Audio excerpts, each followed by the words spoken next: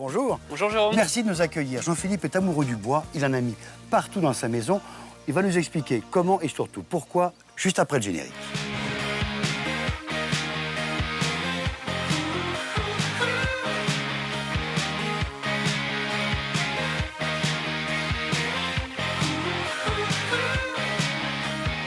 Jean-Philippe, merci de nous accueillir chez vous. Elle a quel âge, votre maison? Elle a un peu moins de 3 ans, 2 ans et demi. Et vous y vivez? On y vit avec ma femme et puis mes 3 enfants, 3 garçons. Combien de mètres carrés? Elle fait 200 mètres carrés, on est installé près de Cergy-Pontoise, dans la banlieue ouest. Ah, banlieue parisienne, ça veut dire que le terrain est cher. Ah, effectivement, le foncier n'est pas donné ici. On est sur un terrain qui fait à peu près 600 mètres carrés et qui a coûté 215 000 €. Ça fait cher le mètre carré. Exactement, ouais. C'était quoi avant ici? Ici, c'était pour la moitié de la maison un terrain de tennis. On était sur une grande propriété et il y avait ici un terrain de tennis avec pas mal de drainage puisqu'on est à 80 mètres du bord de l'Oise. Le terrain est meuble, beaucoup d'argile et une nappe phréatique à moins d'1 mètre de profondeur. Voilà pourquoi vous avez une maison sur pilotis, c'est ça? Exactement, sur des pilotis métalliques, des technopieux qui permettent de pallier à ce sol de très mauvaise qualité et puis de ne pas utiliser de béton du tout. Attendez, ça c'est votre architecte. Ou alors vous connaissez, vous êtes dans le bâtiment? Oui, je suis dans le bâtiment, ça fait à peu près 10 ans que je suis dans le bâtiment et puis depuis 7-8 ans, plus spécialisé dans la construction bois et la construction écologique. Bon alors racontez-moi, puisque vous étiez là au moment de la construction. Ah tout à fait, Le terrain est tout nu, on ne touche à rien. On fait très peu de terrassement. Qu'est-ce qu'on fait? On arrive avec comme ça? On arrive avec ces pieux qui font à peu près 2 mètres de haut, ce sont des technopieux et on vient avec une machine qui va les visser en fait. Mais il y en a profond comme ça? Ah, ici, sur l'arrière de la maison, on a plus de 12 mètres de profondeur. Donc, à chaque fois qu'on a enfoncé une première longueur, on met un manchon, on soude, et on remet un tube et on continue de visser. Comme un forage pétrolier. Exactement, jusqu'à ce qu'on soit au bon sol, c'est-à-dire ce qu'on appelle le refus, quand le pieu ne peut plus rentrer. On est sûr que c'est stable. Quelle profondeur? Donc 12 mètres ici. Et combien de pieux, combien de pilotis? Il y a 25 pieux sur la maison et 8 pieux sur les terrasses. Et pas de béton donc? Ah non, pas du tout de béton. Si on avait dû faire du béton ici, on aurait dû faire une épaisseur de béton invraisemblable et ça aurait coûté plus du double du prix de ce qu'on a fait là. Donc 25 pieux, mini-pieux, 25 pilotis, et après du bois. Du bois, que du bois, jusqu'en haut, jusqu'au fêtage. C'est une mob. Une maison à ossature bois, Maison exactement. ossature bois.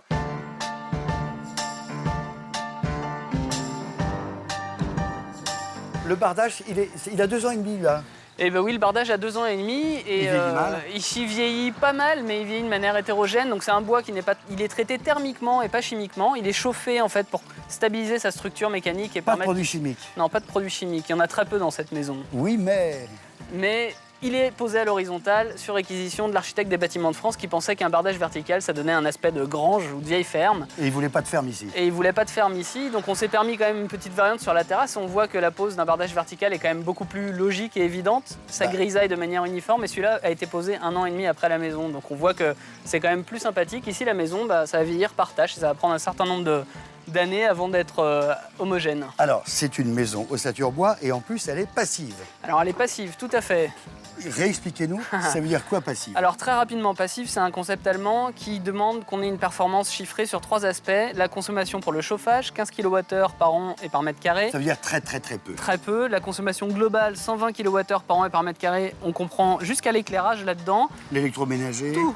Et le dernier aspect, c'est l'étanchéité à l'air. Donc on met la maison en pression, en dépression avec un gros ventilateur et il doit y avoir peu de départition parasite. En gros, si on imagine que la maison est une enveloppe fermée, il faut qu'il y ait un trou de moins d'une pièce de 2 € sur une maison qui fait 200 mètres carrés. Ça veut dire qu'il faut faire attention aux détails. Oui, tout ça c'est important, mais c'est le travail des professionnels. Ce qu'il faut comprendre, c'est que pour les gens, une maison passive, c'est avant tout une maison ultra confortable, qui consomme peu d'énergie en fait, qui n'a pas de vrai système de chauffage, mais juste un appoint de chaleur pour les périodes où il fait froid et qu'il n'y a pas de soleil, puisque la maison, on voit, il y a des très grandes baies vitrées derrière nous. Il n'y a pas de chauffage dans votre maison. Non, il n'y a pas de vrai système de chauffage, il n'y a pas de plancher chauffant, il n'y a pas de radiateur dans toutes les pièces, il n'y a pas de chauffage. Vous étiez écolo dès le départ, vous? Vous êtes né comme ça? Oui, avec en tout cas un penchant pour l'écologie. Maintenant, cette culture, c'est quelque chose qui prend du temps, on doit découvrir techniquement, être curieux, s'informer. Mais qu'est-ce qui vous a motivé? La motivation, c'était d'intégrer dans mon parcours professionnel le matériau bois qui m'a toujours suivi. Il y a aussi le fait que votre femme et vos enfants sont allergiques. Oui, alors Hugo, qui est l'aîné, a un problème d'allergie aux protéines de lait et c'est vrai que ça a été un petit peu le déclic en fait à aller vers une quête d'information. sur les produits naturels au départ. Et puis tout ça, ça a dévié vers l'énergie, le bois. Et j'ai introduit ça dans mon milieu Et professionnel. vous êtes devenu extrêmement pointilleux. Alors extrême, j'aime pas ce mot-là parce que l'extrémisme en rien n'est bon. Bon. Et donc l'écologie doit toujours se teinter de pragmatisme. C'est très important. Mais ça, c'est la maison du futur quand même. Non, non, on est assis là tous les deux. C'est la maison d'aujourd'hui. Il y en a une ici, mais il y en a plein d'autres. Les maisons passives, ils se construisent de plus en plus. Et puis, vous savez, le passif, on peut avoir une maison passive certifiée, mais on peut aussi faire une maison intelligente avec du bon sens, Mais c'est sans parler de contraignant. certification. Mais non, c'est pas très contraignant. Il n'y a pas de mode d'emploi. C'est une maison, on y habite, on y vit bien, on y respire bien. Et c'est tout ce qu'il faut. On peut rentrer? Oui, on peut rentrer, mais par contre, on enlève les chaussures parce qu'ici, il y a des petits-enfants et on essaye que ça se passe bien pour eux. Et on ramène pas. Mais je suis pas allergique, hein. Ah, mais c'est pas grave, vous risquez rien. Il n'y a pas de produits chimiques dans la maison. J'enlève les chaussures.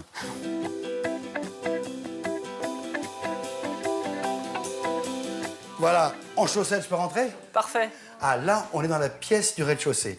Cuisine, salle à manger, salon. Exact. Quelle superficie? Environ 70 mètres carrés sur cet espace. J'en reviens juste un instant à votre lutte contre les allergies, contre les pollutions. C'est pas trop contraignant? Dans la cuisine, par exemple. C'est pas une contrainte, c'est un choix et la démarche se fait avec simplement du bon sens. Dans la cuisine, le seul endroit, c'est le frigidaire. Voilà, où tout simplement on ne trouvera pas de bouteille de lait, il n'y a pas Ça- le litre de lait. Bon, Hugo est ça, allergique aux produits laitiers. Ça, c'est votre fils. Oui. Mais l'eau, par exemple. L'eau, c'est pas tant une recherche pour éliminer des allergènes, mais c'est une qualité d'eau. Donc on a ici un système de filtration par osmose inverse. Osmose inverse, ça veut dire forte pression, une membrane ultra fine, des trous très fins qui laissent passer que les molécules d'eau, qui enlèvent les bactéries, les virus et même les odeurs. Voilà. Mais c'est pas un peu trop? Non, c'est pas un peu trop. C'est vrai que c'est un des meilleurs systèmes de filtration aujourd'hui, mais il a beaucoup d'avantages. L'eau ici qui est distribuée, c'est l'eau de boisson. On utilise également pour laver des légumes. Elle est toujours à une température très agréable et elle est compatible avec les biberons des enfants éventuellement. Vous donnez cette eau-là directement au biberon de Ah votre oui, bébé de 3 mois. sans aucune arrière-pensée. Bon, mais ça coûte cher. Non, ça coûte pas cher et c'est un autre avantage dont on n'a pas parlé, c'est que ça élimine la corvée des bouteilles d'eau. Exact. Ouais. Alors, toujours la lutte contre les pollutions. Le parquet, par exemple. Ah, le parquet, on est sur un parquet en mélèze qui est simplement fini avec une huile dure, qui a un label environnemental et qui a très peu de solvant. Pas de formaldéhyde, pas de COV, composés organiques Réduit au volatiles. minimum. Les peintures, Les peintures, toutes les peintures de la maison sont réalisées avec des peintures à l'argile, donc des peintures naturelles. On a du papier peint qui est collé avec une colle à base de latex également. c'est pas incompatible avec les maisons passives Du tout, on a une liberté de parement, une liberté architecturale, tant pour les maisons passives que pour les maisons en bois. On peut faire à peu près tout ce qu'on veut. On a ici des parements terre crue et paille. On trouve ça un peu partout ou uniquement dans les magasins très spécialisés? De plus en plus, on les trouve dans tous les négoces de matériaux. Bon, quand même, triple vitrage. Et oui, On est en Île-de-France. on est en Île-de-France et contrairement à ce qu'on peut penser, c'est un gros avantage d'avoir du triple vitrage. Ça offre une surface qui va être moins déperditive que ce qu'elle aurait été si on avait du double vitrage. Et c'est un avantage, encore une fois, de confort. On revient sur cette notion, au-delà des calculs et des performances.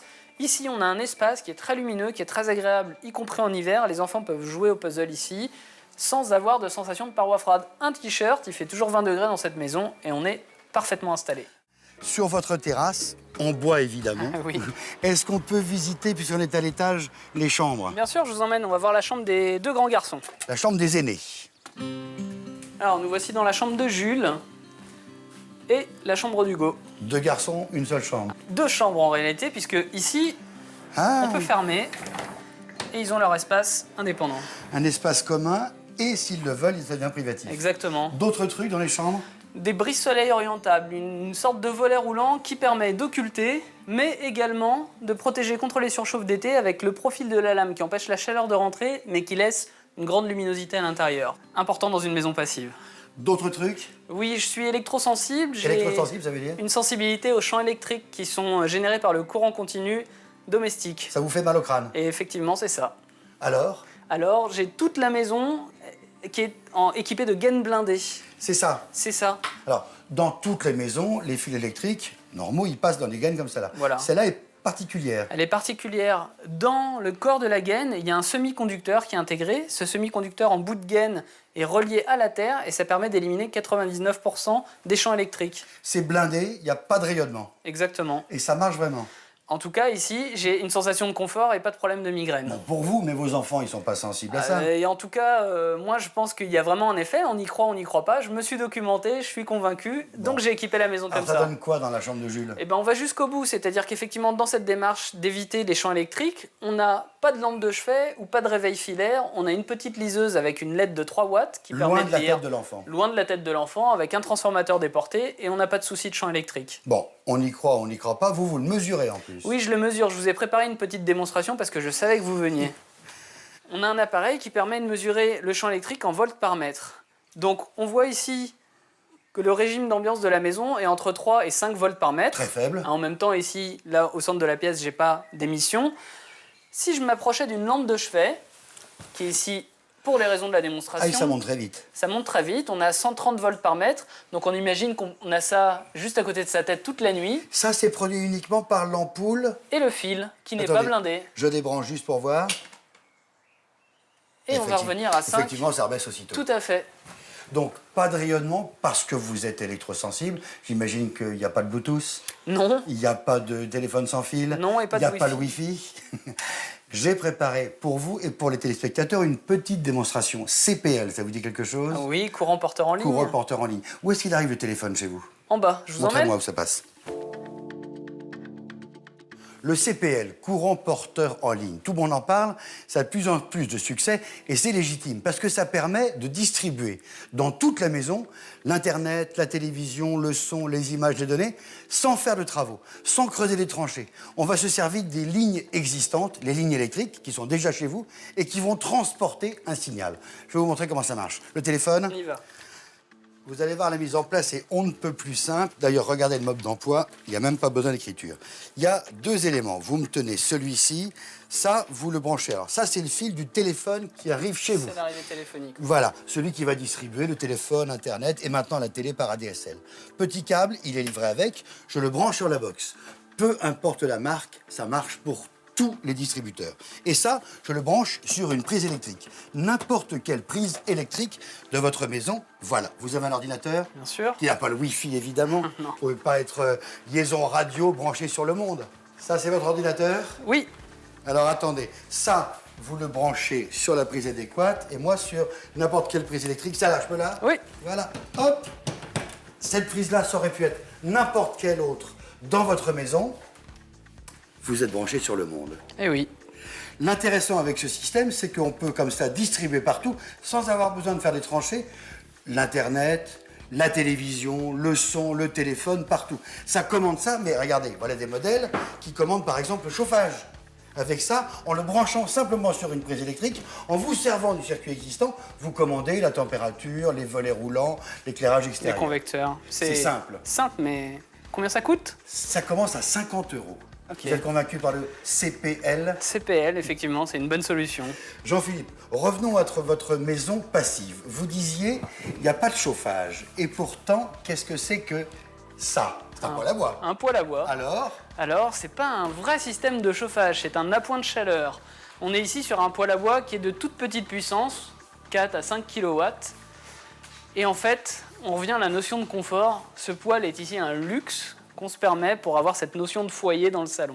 Pour le ça plaisir. compte pas dans la comptabilité, c'est pas compté pour les maisons passives. De toute façon, encore une fois, nous, on est dans une démarche pragmatique et de bon sens et pas dans une performance chiffrée et mesurée tout le temps. Vous n'avez pas le label. On n'a pas le label, on a choisi de ne pas certifier ici puisqu'on ne jugeait pas ça nécessaire et que ça a un coût. C'est vrai que le certificat tamponné, c'est grosso modo 2000 €. À peu près. L'eau chaude sanitaire, comment vous faites? Je vais vous montrer, ça se passe dehors.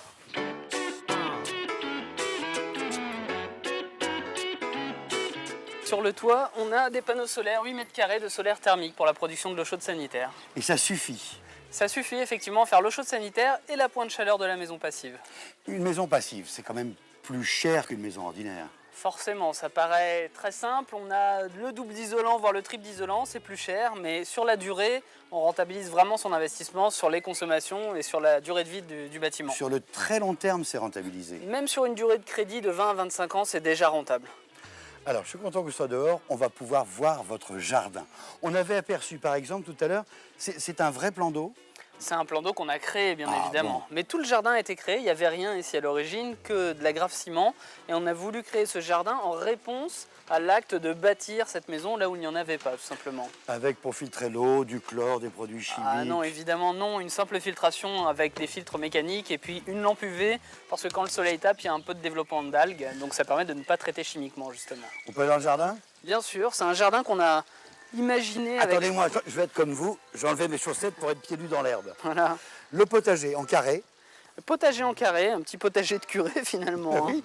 Je ne reconnais pas les plantes. Ah non, il y a des choses comme du crampe maritime, de la pimprenelle, de la bourrache. De toute façon, dans ce jardin, on ne trouvera pas de palmiers. hein. Il y a un travail qui a été fait avec un ethnobotaniste Un sur copain à ce vous jardin, exactement, un copain, et qui nous a aussi aiguillé sur les végétaux à planter ou à ne pas planter pour pas qu'on soit dans l'exotisme le plus total. Il n'y a que du local, Il y a quasiment que du local et même si c'est un peu moyenâgeux, ça c'est vous qui comme le dites. l'angélique Nous on est très bien, oui effectivement. ou des la ch- pimprenelle. Pour l'arrosage, Pour l'arrosage, c'est une cuve d'eau de pluie qui récupère toutes les eaux de toiture. On a 6 mètres cubes de capacité. 6000 litres, pas mal. 6000 litres, c'est pas mal, mais avec les précipitations, c'est bien ce qu'il faut. C'est dimensionné par rapport à la maison. Ça vous sert qu'à arroser.